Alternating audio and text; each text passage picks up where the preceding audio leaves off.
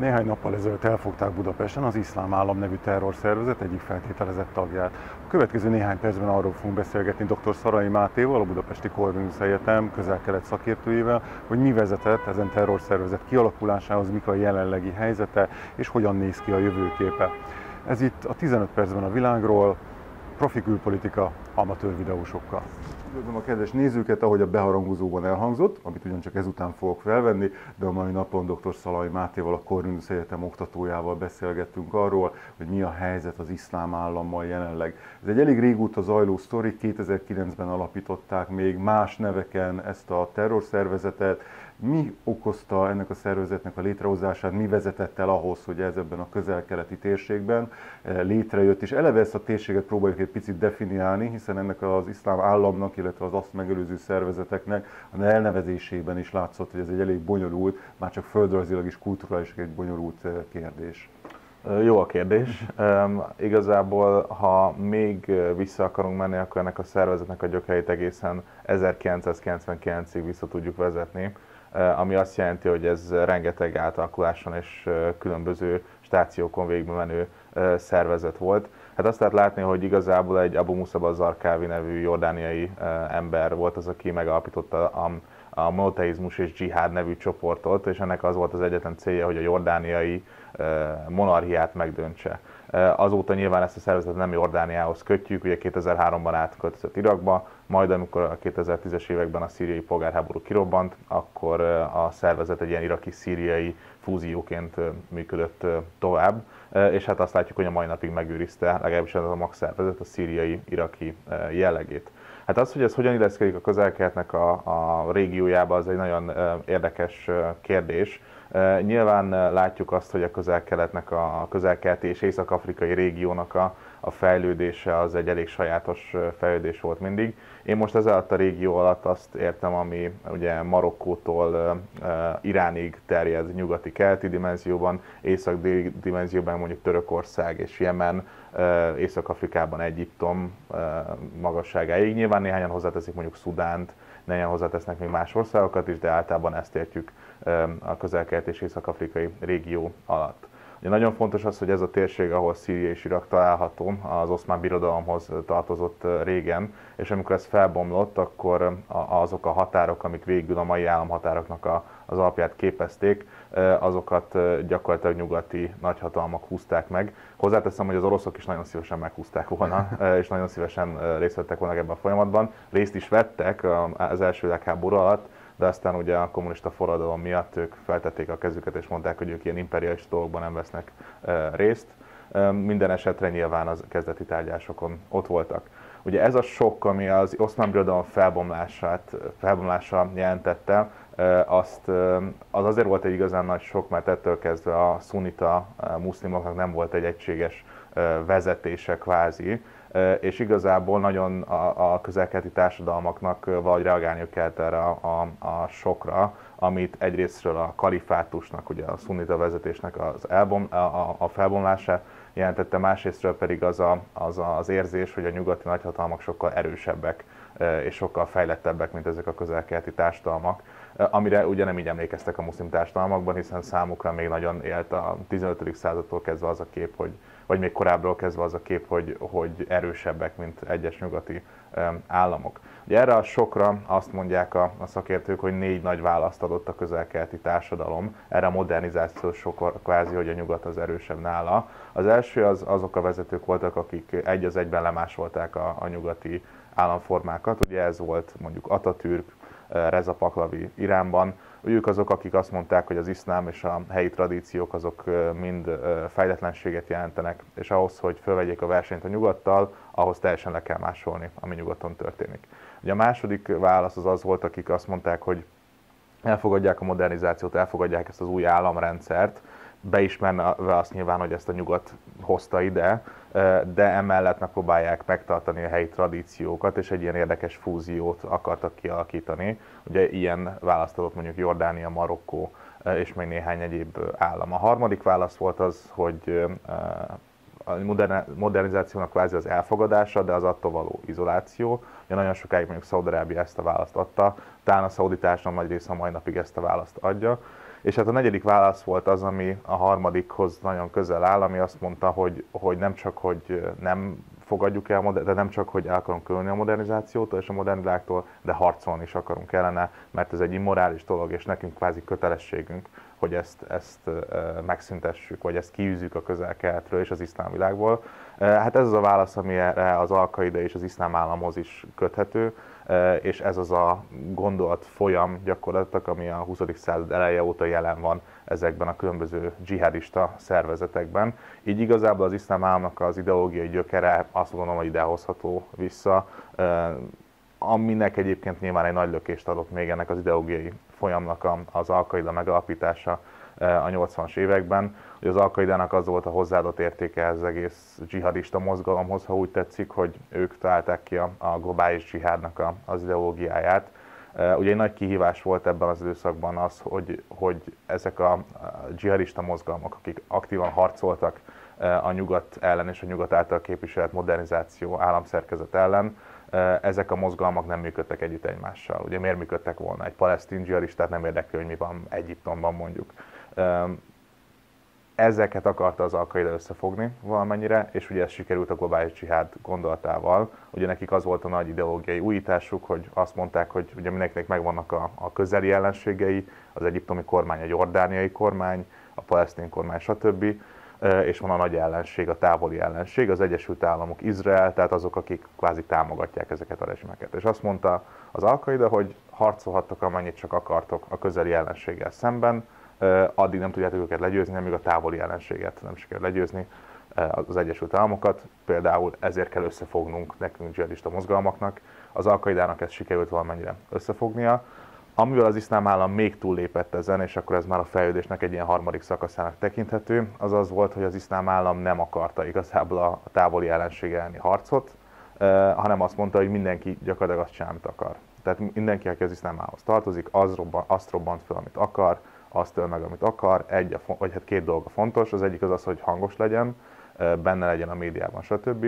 Másrészt pedig az iszlám államhoz kössék ezt az akciót, és akkor az iszlám állam vezetése boldog.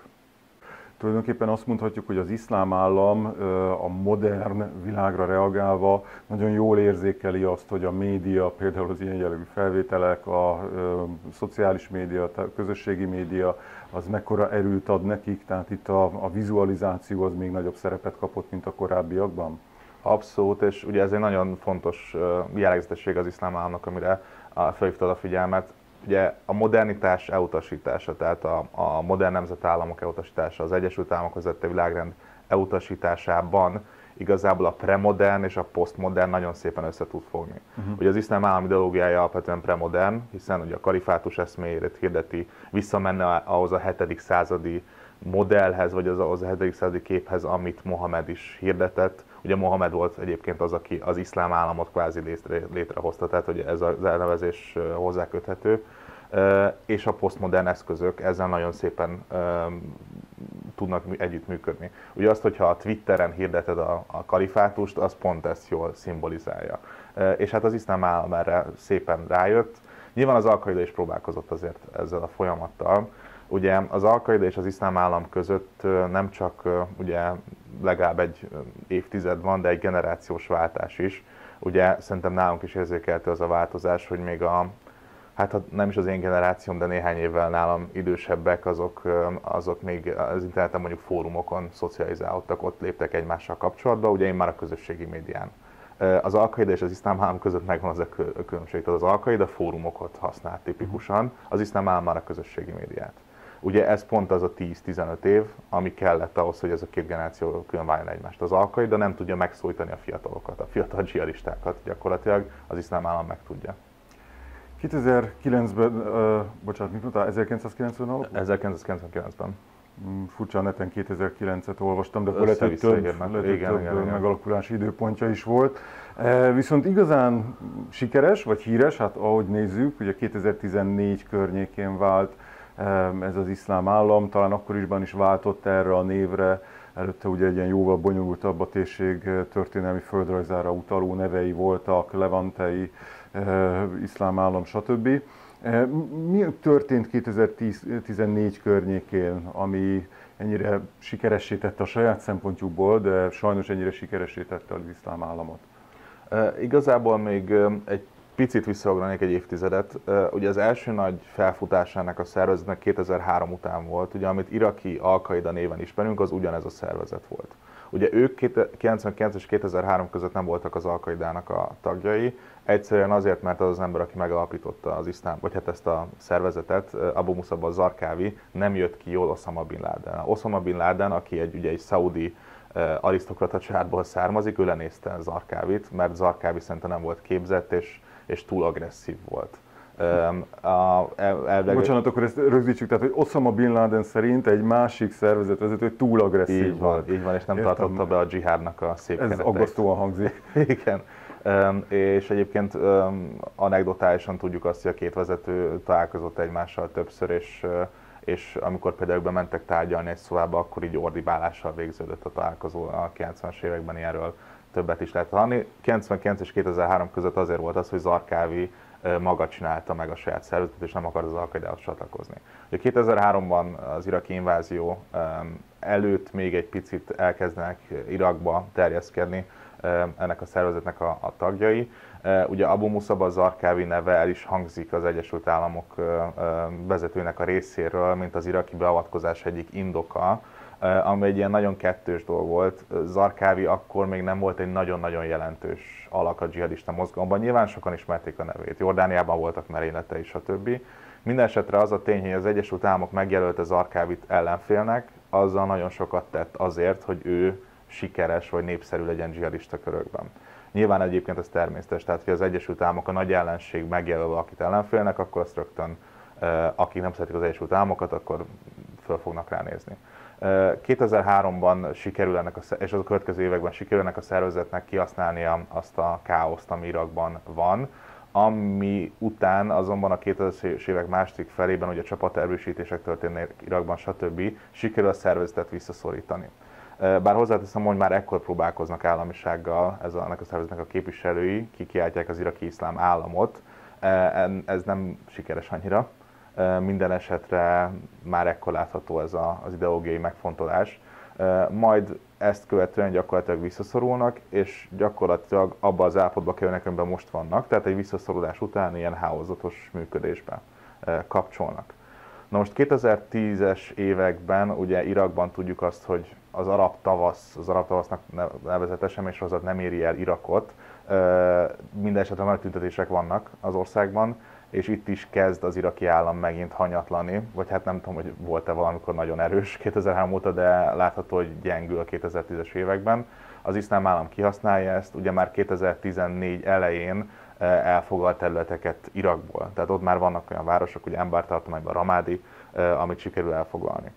Ezután ugye 2014-ben Szíriában is mindenki felkapja a fejét arra, hogy na, az iszlám állam megjelent itt, ugye ekkor még iraki és szíriai iszlám állam, vagy ISIS néven. Amit fontos látni azonban az, hogy ez a szervezet már az elmúlt években is jelen volt Szíriában. Ugye az Al-Qaida központi hálózattal megbeszélték azt, hogy az iszlám államnak az iraki központja, vagy iraki sejtje segíti az Al-Qaidának a szíriai terjeszkedését, hogy létrejöhessen egy szíriai szervezet. Ugye ez lett a Nusra Front. Ez egy multinacionális vállalat outsourcing folyamata. Abszolút, gyakorlatilag ez történik. Ráadásul egy jól működő franchise hálózat gyakorlatilag. Szíriában azt lehet látni, hogy létrejön ez a Nusra Front, viszont az iszlám államnak, vagy az ISIS-nak az ekkori vezetője, Abu Bakr al-Baghdadi, ugye, aki a mai napig vezeti a szervezetet, bejelenti, hogy a két szervezet egyesül, anélkül, hogy ezt megbeszélte volna a másik szervezettel, vagy az Al-Qaida központtal. Ugye ekkor jön létre hivatalosan az iraki és szíriai iszlám állam. Néhányan átlépnek, ugye ekkor lesz nagyon erősen jelen már a szíriai eseményekben ez a szervezet. Néhányan maradnak a Nusra Frontnak nevezett Al-Qaida csoportnál, és ott már nem lesz teljesen még háborús állapot a két szervezet között, de már ott vannak feszültségek. Na most ekkor még az ISIS a szíriai ellenzéknek egy tagja. Rengeteg ugye dzsihadista szervezet is volt, meg van is a mai napig a szíriai ellenzékben. Itt még az ellenzékkel együttműködnek 2014 elejéig. Az történik ugyanis, hogy az ISIS annak ellenére, hogy hivatalosan ellenzéki szervezet, nem működik teljesen együtt az ellenzéki csoportokkal, persze küld néhány embert, hogy együtt harcoljanak, de igazából azt a stratégiát választja, hogy az ellenzék által már elfoglalt területeken elkezdi felépíteni magát, és elkezdi kvázi elvenni azt a területet az ellenzéki csoportoktól. Ugye Rakkát, ami később a fővárosuk lesz Szíriában, így szerzik meg. Ugye Rakkát nem az iszlám állam harcosok foglalják el, az ellenzék foglalja el, és az ISIS bejön kvázi, és megpróbálja átvenni, és sikeresen át is veszi ezt a területet. Miből él az iszlám állam? Pár évvel ezelőtt olyan becslések voltak, hogy évi akár $1 milliárd költségvetése vagy bevétele is lehet. Azért ez egy elég jelentős összeg, lényegében a magyar hadi kiadásokhoz mérhető. Miből van ennek a forrása? Igen, teljesen. Ugye 2014-15-ben ez az $1 milliárd éves költségvetésük volt, ami azért tényleg elég jelentős, ugye ez napi $3 millió gyakorlatilag. Egyébként csak, hogyha már lehet reklámozni saját anyagot, volt egy könyvünk Arany Anette és Rózsa Erzsébet az iszlám államról, volt egy fejezet a pénzügyekről, és ott betettük az iszlám államot, hogy hányadik leggazdagabb magyarországi megye lenne például, vagy hogy a hányadik legnagyobb vállalat a világon, ott vannak érdekes összehasonlítási adatok. Hát igazából az iszlám államnak a pénzügyei azok onnan erednek, hogy a terület birtokláshoz kapcsolódó bevételi forrásokat próbálják a leginkább felhasználni. Ugye ez egyrészt adóztatásból ered, mindent megadóztatnak. Ugye voltak ilyen viccek, hogy még hogyha egy iraki-szíriai állampolgár levegőt vesz az iszlám állam területén, akkor is adót kell fizetnie az iszlám államnak. Kereskedelemtől kezdve szállításnál mindent megadóztattak, az egyik. Másrésztről kinyerik a természeti erőforrásokat arról a területről, ugye olajjal kereskedtek, de különböző antik tárgyakkal is kereskedtek. Ugye lehetett látni ezeket a videókat, amikor szétverik a múzeumokat Irakban, ami egy nagyon jó gag volt gyakorlatilag, mert mai napig mindenhol lehet látni a híradókban, de lehet azt tudni, hogy ezeket a műemlékeket, vagy azokat a műemlékeket rombolták le, amiket kvázi nem tudtak eladni. Tehát, hogy már ott egy készlet, és akkor azt lerombolták, és ebből lett a videó, de a nagy részét azt eladták a fekete piacon. Ugye ezek azért nagyon jó források egy terrorista szervezetnek, mert a saját maguk által irányított területhez kötődnek, és a fekete piachoz. Ugye nem voltak soha rászorulva külső adományozókra. Ugye nyilván ők is vannak, tehát nyilván mondjuk a Perzsa-öbölből sokan támogatják ezt a szervezetet, vagy támogatták, de nem ez volt az elsődleges bevételi forrás. Ettől kezdve volt a szervezetnek egy szabadsága. Egy olyan szabadsága, ami nem jellemezhető nagyon sok másik terrorista szervezetnél sem. 2 percünk van hátra, kicsit nézzünk körbe, hogy a térségben mely szereplők játszanak még itt aktív szerepet, ugye az Egyesült Államok értelemszerűen, Irán, részben talán Oroszország is. Magyarázható az iszlám állam sikere és viszonylag hosszú fennmaradása részben legalább azzal, hogy a térség többi szereplői közül valaki esetleg támogatta kívülről, tehát valakinek érdekében állt-e az iszlám állam terjeszkedése? Ez nagyon jó kérdés, és azt láthatjuk, hogy valakinek mindig érdekében állt. Tehát igazából addig a pontig, amíg az iszlám állam egy iraki-szíriai szervezet volt, csak egy olyan szervezet volt, addig mindig volt valakinek érdeke abban, hogy megerősödjön. Lehet, hogy ez a szíriai kormány, lehet, hogy ez Törökország, lehet, hogy az ellenzéknek különböző csoportja, de mindig érdekében állt valakinek. Attól kezdve, hogy az iszlám állam kiáltotta a kalifátust és létrehozta ezt a nagy globális hálózatot, attól kezdve már ez egy bonyolódott a kép, úgy már egyre kevesebb szereplőnek volt érdeke az, hogy az iszlám állam belenyúljon a saját mondjuk muszlim közösségébe. Ugye igazából azt lehet látni, hogy érdemi fellépést az Egyesült Államok vezette koalíció tett az iszlám állam felszámolására. Ugye ebben a koalícióban benne volt rengeteg nyugati ország, ugye Magyarország is, illetve helyi erő, Törökország, Szaúd-Arábia, stb. Illetve hát helyi csoportok, ugye Irakban az iraki kormány, a kurd szövetségesek, és Szíriában is a kurdok voltak azok, akiknek sikerült területileg felszámolni ezt a szervezetet. De hát látjuk azt, hogy ha ez a koalíció nem jön létre, akkor az iszlám állam ellen nem áll föl egy egységes haderő. Ugye már láthatjuk ezt is, hogy azok a szereplőket most felsoroltam, nagyon különböző érdekekkel rendelkeznek, emiatt ugye nagyon nehéz volt őket összekoordinálni. Én azt gondolom, hogy az Egyesült Államokat nagyon sok minden miatt szíthatjuk, ez teljesen jogos is a legtöbb esetben. Az viszont, hogy sikerült egy jó együttműködést kialakítani az iszlám állam felszámolására, azt megadhatjuk nekik, hogy ez egy sikeres projekt volt. Nagyon szépen köszönöm a beszélgetést. Én köszönöm.